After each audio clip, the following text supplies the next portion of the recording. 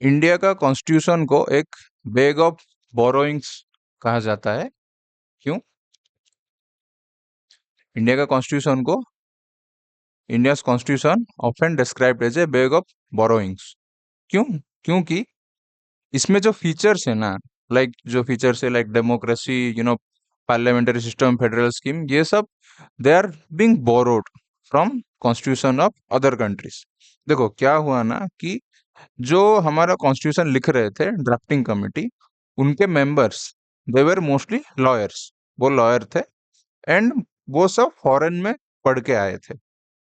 तो वो लोग क्या किए ना कि फॉरेन का जो कॉन्स्टिट्यूशन, फॉरेन कंट्रीज का, मोस्टली डेवलप कंट्रीज का, यूके, यूएसए, कनाडा, इन सब कंट्रीज का जो कॉन्स्टिट्यूशन था, उनको वो लोग रेफर किए।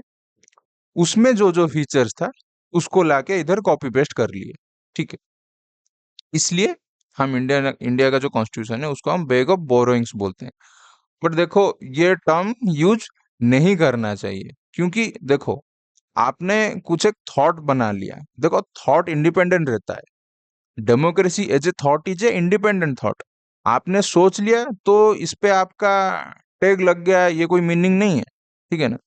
डेमोक्रेसी एक एज ए थॉट, थॉट तो इंडिपेंडेंट रहता है ना भाई, कोई भी सोच सकता है। तो आपने सोच लिया, देखो हमने डेमोक्रेसी बना लिया, फ्रांस में, यूके में पार्लियामेंट्री सिस्टम में हमने बना लिया, तो इस पे आपका जीआई टैग लग गया, ऐसा कुछ है नहीं। ठीक है ना? ऐसा ये नहीं कि आपने सोच लिया पार्लियामेंट्री सिस्टम हमारा है तो मतलब और कोई कंट्री इसको बना नहीं सकता, ऐसा कुछ है नहीं। तो मोस्टली ये सब जब हम डिरोगेटरी रिमार्क्स देते हैं हमारा इंडियन सिस्टम को, तब ये सब होता है। ये सब ब्रिटिश काइंड ऑफ मेंटालिटी है जो कि अभी तक गया नहीं है हमारा किताब में। बस इसलिए मैं पढ़ा रहा हूँ, क्योंकि ये सब एग्जाम में आता है, ये जो टर्म है ना, ये सब एग्जाम में आता है, इसलिए मैं पढ़ा रहा हूँ। Otherwise there is nothing wrong in implementing things that were already implemented in the other countries।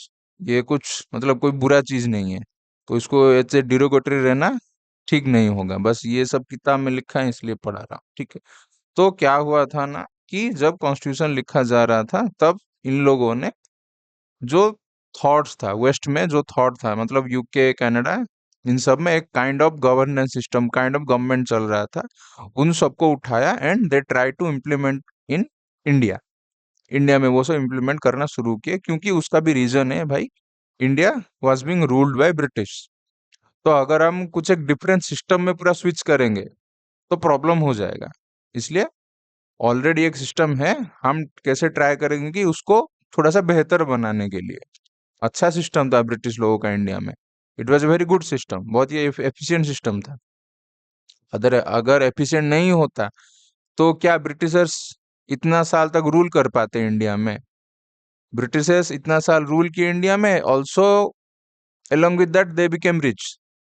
तो इसका मतलब सिस्टम अच्छा था। तो हम क्या किए ना, वी ट्राई टू, हम ये ट्राई किए कि उसको थोड़ा सा बेहतर बनाएंगे।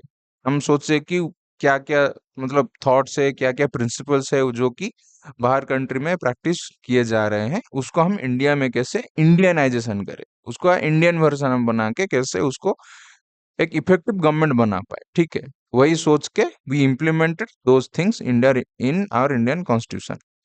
बट सबसे जो मेजर इन्फ्लुएंस देता है हमारा कॉन्स्टिट्यूशन को, it was given by government of India act 1935। देखो this is very important, MCQ में in prelims exam they ask this question. तो हमारा जो कॉन्स्टिट्यूशन है, a major influence was given by government of India act 1935। Now अभी हम आके देखते हैं कि कौन सा फीचर हम कहाँ से लिए हैं। This is very very important. I will upload this PDF, मैं वर्ड फाइल अपलोड कर दूंगा, वीडियो का लिंक में होगा, डू नॉट राइट नोट्स। यहाँ पे कॉन्सेंट्रेट करो, आप यहाँ पे फोकस करो। इम्पोर्टेंट ये है कि आप इसको एक लॉजिकल वे में समझो, रट्टू तोता नहीं बनना है हमको। ठीक है, देखो याद कैसे रखे, मैं आपको पहले ही बताया था कि we try to implement the best features. जो जो फीचर्स फॉरेन कंट्री में अच्छा चलता था हम उसको उठाए। इसका मीनिंग ये है कि एक मैं यहाँ पे एग्जांपल दे रहा हूँ। इसका मीनिंग ये है कि देखो parliamentary system was best in UK. Parliament तो बहुत जगह था, but parliamentary system of UK was best, that's why हम वहां से उठाए उसको। ठीक है। Written constitution, the concept of a written constitution was best in USA, इसलिए हम ये कॉन्सेप्ट यूएसए से उठाए। ठीक है, इसको ऐसे याद रखें। याद ऐसे रखो कि ये जो फीचर है ना, this feature is best in this country, that's why हम यहाँ से उठाए हैं इसको। इसको ऐसे अगर आप याद रखोगे देन याद रह जाएगा। और थोड़ा सा आपको you need to know something about history of that country, वो कंट्री का थोड़ा सा पास्ट के बारे में जानना पड़ेगा। यूके का पास्ट क्या था? यूके वाज ए मोनार्की, वहां पे किंग और क्वीन रूल चल रहा था, but along with that it had a parliament. Parliament पे सारा कुछ डिस्कशन हो रहा था, उसके बाद ही they used to pass any law and कोई रूल रेगुलेशन उसके बाद ही पास होता था। इसलिए थोड़ा सा you need to know about the background of the country. USA, the foundation of USA was based on Bill of Rights. Bill of Rights, वो एक हुआ था ना मूवमेंट, वो US war of independence. No tax no vote, मतलब हम जब tax देंगे तो हम वोट भी दे सकते हैं, हमारा राइट भी हो सकता है, ये टाइप का कुछ एक सिस्टम हुआ था यूएसए में। एग्जैक्टली, ठीक है। तो ऐसे याद रखें कि this feature was best practised in this country. ठीक है, तो क्या क्या इसमें है थोड़ा सा देख लेते हैं। देखो, federal scheme, we borrowed it from government of India act 1935। Federal scheme मतलब, फेडरल मतलब टू टायर, टू टायर। देखो, फेडरल गवर्नमेंट मतलब क्या है? टू टायर गवर्नमेंट, मतलब देर आर मेनी स्टेट्स, सबको मिला के एक सेंटर बना है। सेंट्रल लेवल पे एक गवर्नमेंट है, स्टेट लेवल पे भी एक गवर्नमेंट है। ठीक है, सेंटर का एक गवर्नमेंट भी है, स्टेट लेवल का भी एक गवर्नमेंट है। This is called federal scheme. Federal मतलब टू टायर। ठीक है, एग्जैक्टली सेम यहाँ पे लिखो, लिखा है फेडरल जुडिशियरी। फेडरल जुडिशियरी मतलब two tier judiciary.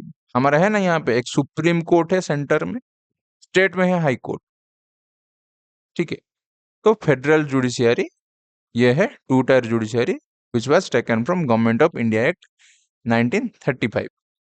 Emergency powers, declaration of emergency powers, ये 1935 से लिया गया है।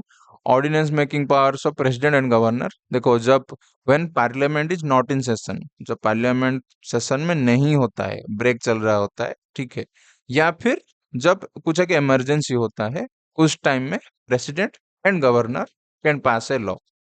President will pass the law for whole country, governor state के लिए पास करेगा। ठीक है, उसको ऑर्डिनेंस बोलते हैं हम।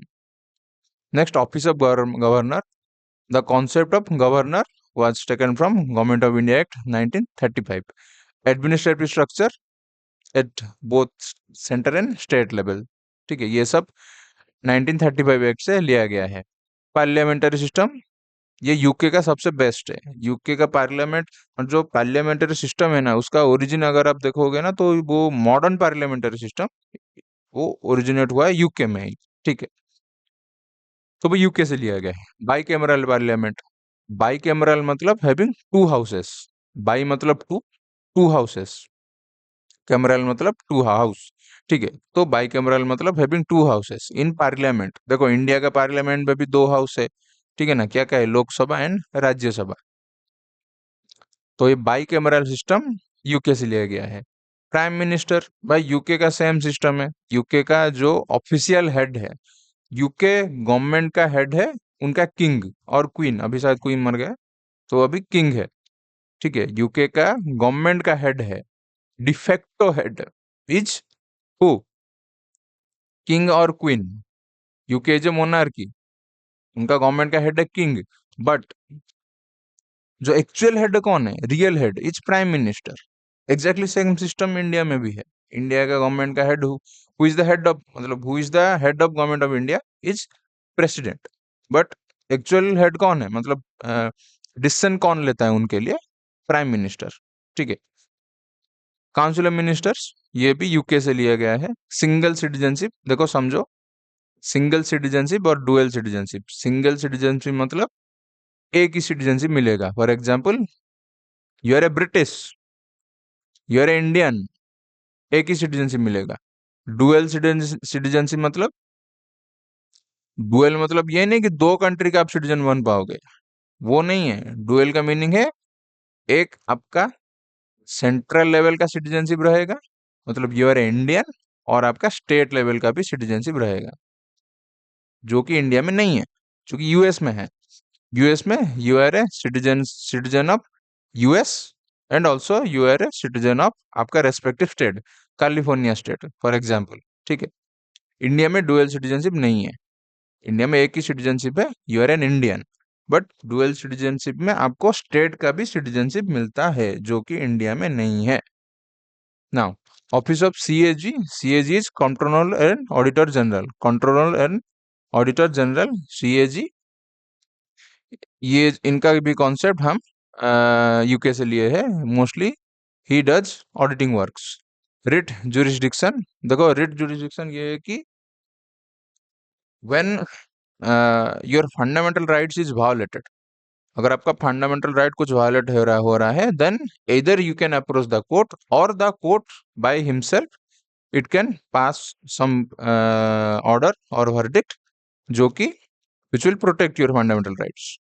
तो उसको रिट जुरिस्डिक्शन बोलते हैं, जो कि लिया गया है यूके का कॉन्स्टिट्यूशन से। रूल ऑफ लॉ, ये हम आगे पढ़ेंगे क्या है, ये एक अच्छा चीज है। रूल ऑफ लॉ, इसका बहुत ही डीप मीनिंग है, ये हम आगे पढ़ेंगे। ये लिया गया है यूके से। रिटन कॉन्स्टिट्यूशन लिया गया है यूएसए से। रिटन कॉन्स्टिट्यूशन का मीनिंग है कि कोडिफाइड होगा लॉ, लॉ कोडिफाइड होगा, and it's very hard, not easy to change that constitution. मतलब कॉन्स्टिट्यूशन में जो चीज लिखा है उसको अमेंडमेंट करने में इट्स नॉट इजी, बहुत ही हार्ड है, उसको अमेंड करना बहुत ही हार्ड है, वो है रिटन कॉन्स्टिट्यूशन। फंडामेंटल राइट्स भाई, ये तो मतलब बहुत ही इंपॉर्टेंट है। ये लिया गया है यूएसए से, ये ऑफकोर्स ओबियस फैक्ट है ये। यूएसए का जो इंडिपेंडेंस वार लड़ा गया था, it was based on fundamental rights. तो फंडामेंटल राइट्स लिए गए हैं यूएस से। Supreme court, US, concept of US. President as executive head of state, ये लिया गया है यूएस से। पर यूएस का जो है ना, यूएस गवर्नमेंट का हेड है, मतलब एक्चुअल हेड है, उनका रियल हेड जो है, एक्चुअल हेड भी वही है, सेम है, इज प्रेसिडेंट। तो ये वाला चीज हमको यूएस से लिया गया है, मतलब president as a executive head of state, real head नहीं, एग्जीक्यूटिव हेड ऑफ स्टेट, इसको लिया गया है यूएस से। ठीक है, and then vice president as chairman of council of states, मतलब इंडिया में इस ये है Rajya Sabha. Vice president is the chairman of Rajya Sabha, ये लिया गया है यूएसए से। जुडिशियल रिव्यू, इसका मीनिंग ये है कि when we pass a law, एक लॉ जब पास होता है, then judiciary can review it, वो रिव्यू कर पाएगा। Judiciary has the power to review it, वो लॉफुल है या फिर नहीं है, ये सब होता है, इसका मीनिंग है जुडिशियल रिव्यू। ठीक है, ऑस्ट्रेलिया से क्या क्या लिया गया है, कंकरेंट लिस्ट। देखो लिस्ट सिस्टम ये है कि डिवीजन ऑफ पावर में अगर आप देखोगे कि एक होता है यूनियन लिस्ट, एक होता है स्टेट लिस्ट, और एक होता है कंकरेंट लिस्ट। यूनियन लिस्ट के अंदर जो जो सब्जेक्ट्स रहता है, यूनियन मतलब central government will make law for that. State government के अंदर जो जो सब्जेक्ट रहता है, state government can make law for that. Concurrent में both state and central government can make law for that. ठीक है, इसका डिटेल हम बाद में पढ़ेंगे, अभी बस इतना याद रख लो। यूनियन लिस्ट मतलब सेंट्रल गवर्नमेंट लॉ बनाएगा, स्टेट गवर्नमेंट, स्टेट लिस्ट मतलब स्टेट गवर्नमेंट लॉ बनाएगा उसके ऊपर। कंकरेंट मतलब दोनों बना सकते हैं, दोनों का लॉ अगर अपोजिट हो गया, देन सेंटर का लॉ प्रिवेल होगा। ठीक है, ये सब हम पढ़ेंगे आगे आगे। तो सेकंड है कोऑपरेटिव फेडरलिज्म। फेडरलिज्म का मीनिंग है कि टू टायर ऑफ गवर्नमेंट, एक सेंटर में एक स्टेट में। कोऑपरेटिव मतलब दोनों के अंदर कोऑपरेशन रहेगा, सिंपल। ये वाला कॉन्सेप्ट लिया गया है ऑस्ट्रेलिया से, cooperative federalism. Centre state relationship, देखो ऐसे याद रखो, cooperation between centre and state, ये कॉन्सेप्ट, ये वाला चीज जो है, ये वाला भी सेम ही है, सेंटर स्टेट रिलेशनशिप। ठीक है, joint sitting, when there is a disagreement between two houses, for example Lok Sabha और राज्यसभा दोनों के बीच अगर थोड़ा कुछ पॉइंट पे डिसएग्रीमेंट हो जाता है, then president can call for a joint sitting. दोनों हाउस मिलकर बैठेंगे, बैठ के उसको पास करेंगे। ठीक है, उसको जॉइंट सिटिंग बोलते हैं। ठीक है, ये वाला लिया गया है ऑस्ट्रेलिया का कॉन्स्टिट्यूशन से। फंडामेंटल ड्यूटीज लिया गया है यूएसएसआर, मतलब हमारा जो सोवियत यूनियन था, सोवियत यूनियन था ना, रसिया होने से पहले इट वाज सोवियत यूनियन। तो ये लिया गया है, फंडामेंटल ड्यूटीज लिया गया है सोवियत यूनियन से। देखो इसको याद कैसे रखो, तुमको ये बात, ये तो लिखा है आप तो रट लोगे, समझो थोड़ा सा। Soviet union is a communist state, communist state है। कम्युनिज्म में इंपोर्टेंट क्या होता है? कम्युनिज्म में इंपोर्टेंट होता है स्टेट। कम्युनिस्ट में ना स्टेट इंपोर्टेंट होता है, सिटीजन नहीं। इसलिए कम्युनिज्म में अगर आप देखेंगे, देखो जो चीजें है अगर आप ऐसे डिफरेंशिएट करोगे, कहाँ गया मेरा पेन, हाँ, एक है डेमोक्रेसी, दूसरा है कम्युनिज्म। कम्युनिज्म में ना स्टेट इंपोर्टेंट है, मतलब कंट्री इंपोर्टेंट है आपके लिए, सिटीजन इतना इंपोर्टेंट नहीं, उसके बाद सिटीजन आते हैं। बट डेमोक्रेसी में ना सिटीजन इंपोर्टेंट है, कंट्री बाद में आता है। इसलिए डेमोक्रेसी में ना फंडामेंटल राइट को बहुत इंपॉर्टेंस दिया जाता है, डेमोक्रेसी में फंडामेंटल राइट्स को बहुत इंपोर्टेंस दिया जाता है। और कम्युनिज्म में फंडामेंटल ड्यूटीज को, राइट उसके बाद आता है, पहले ड्यूटी करो फिर राइट लोगे। कम्युनिज्म में पहले ड्यूटी करो फिर राइट्स क्लेम कर पाओगे। बट डेमोक्रेसी में first priority is given to rights, fundamental rights important है, उसके बाद ड्यूटी। तो इसको ऐसे आप याद रखोगे, फंडामेंटल ड्यूटीज। देखो दिस कॉन्सेप्ट, ये itself is some kind of communist feel हो रहा है, इसलिए ये किससे लिया गया है ना, सोवियत यूनियन, यूएसएसआर से, ठीक है। Germany, Weimar constitution, Weimar constitution, ये this constitution was enacted in Germany from 1919 to 1933 till Nazi rule came in Germany.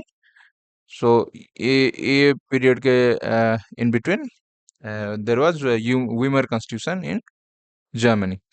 उससे हम क्या लिए हैं ना, concept of suspension of fundamental rights during emergency, emergency में फंडामेंटल राइट्स सस्पेंड कर देना है, ये वहां से लिया गया है।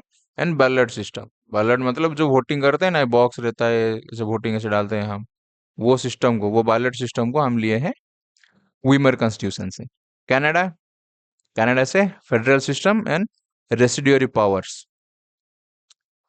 रेसिड्यूरी पावर्स वो होता है मतलब जो कि, जिसमें मतलब कुछ clear cut you know direction नहीं रहता है, it is known as residuary power. हम बाद में पढ़ेंगे इसको डिटेल में, बस अभी इतना याद रख लो कि residuary powers was taken from Canada. Appointment of governor by centre, इसका समथिंग मीनिंग है।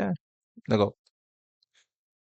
स्टेट का हेड कौन रहता है, who is the head of state government?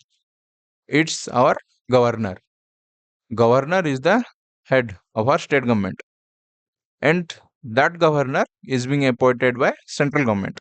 इसका मीनिंग ये है कि centre has more power than state, centre has more power than state. मैं रिपीटेड बोल रहा हूं, ये एमसीक्यू में पूछते हैं, central government has more power than state, इसका मीनिंग यही है, ठीक है, ये लाइन का मीनिंग वो है।